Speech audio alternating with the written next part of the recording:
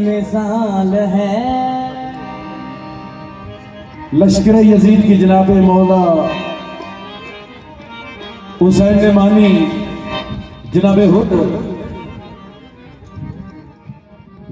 खैराबाद किया यजीदियां क्या होर तू जिस पास जुलिया है उस पास भुखी तकलीफाइया मौत दी